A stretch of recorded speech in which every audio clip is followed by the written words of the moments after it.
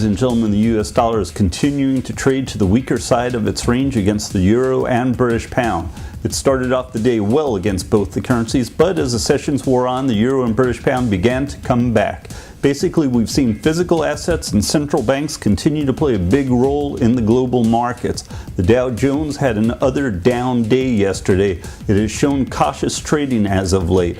Basically, there are questions about what central banks are going to do to combat weak economies in the US, Europe, and Japan.